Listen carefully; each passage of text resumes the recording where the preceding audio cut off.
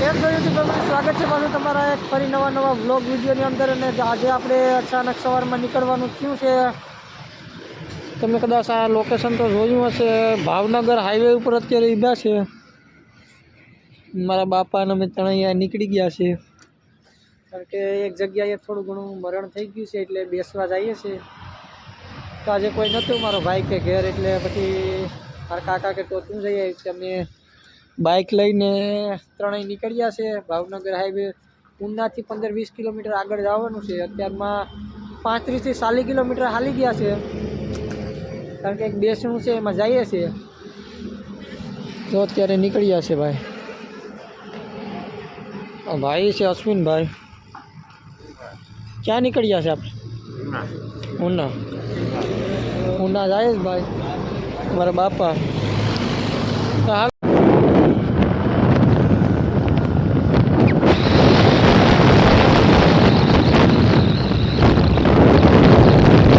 તો ફાઇનલી આપણે પૂગી ગયા છે। અમારે કાકા છે અહીંયા કારાપણમાં, મારા પાછા કાકા એની ઘરે પૂગી ગયા છે। ઉપર જવાની સીડી છે, આ ઘરમાં છે, એ જોઈ શકતા હશો।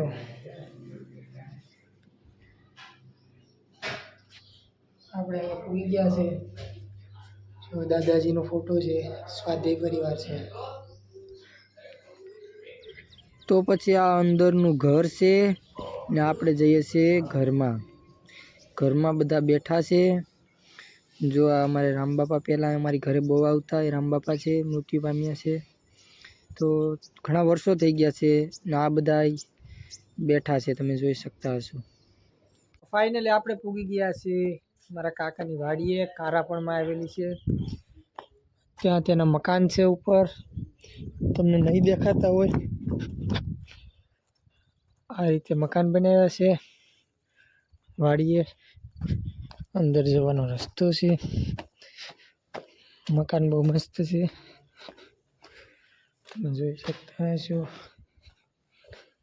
તો ઘરમાં આપણે અંદર જઈ રહ્યા છીએ, સીડી ચડીએ।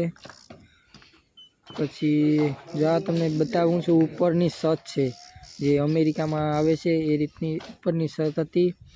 ઉપરથી નજારો મસ્ત આવે છે। આપણે થોડા ઘણા બહાર જઈએ।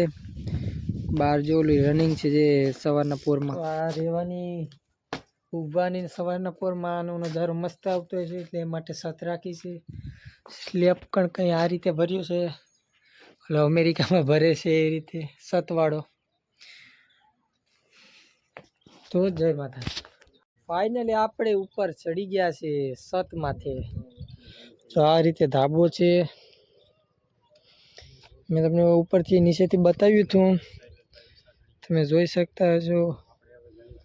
બહુ ઊંચું છે હો, ત્રીજો માળ છે, ત્રીજા માળની છત છે। તો છતથી આપણે નીચે જઈએ। તો હાલો હવે આપણે પછી નીકળવાનું છે ઘરે। તો જય માતાજી, જય શ્રી રામ। તો આપણે પાછા રોડ ઉપર ઊભા રહી ગયા છે ભાવનગર હાઈવે ઉપર, ને ચા પાણી પીધા છે। કાં સુનભાઈ? હા ભાઈ, ચા પાણી પીધા હો, ચા પાણી પીધા। હવે જઈએ છે ઘરે। અત્યારે 1:30-2 નો ટાઈમ થઈ ગયો છે, હજી 1 કલાક 1.5 કલાક ઘેરે પૂછતા થશે। અત્યારે આપણે ભાવનગર હાઈવે ઉપર છે, તમે જોઈ ત્યાં ટોલ ગેટ બાજુમાં જ છે। આપણે આ રીતે જવાનું છે, આ રસ્તે। તો હાલો હવે ઘરે જઈશું। તો ફાઇનલી આપણે પહોંચી ગયા છે હવે આપણા ઘરે, કારણ કે આપણે ઉનાથી પૂગવામાં થોડુંક મોડું થઈ ગયું છે, રસ્તામાં થોડુંક કામ હતું તે। હવે તો ઘરે પહોંચી ગયા છે, આપણે ઘરે આવ્યા છે ભાઈ। બધા બેઠા છે। અત્યારે નીકળવું છે, ઓલે ઢોર ઈકોર નીકળવું છે, ઢોર બાળિયા ઈકોર રહી ગયું આપણે તુવેર। તમે હાલ તો બરોબર છે, ધૂંધળું દેખાતું છે।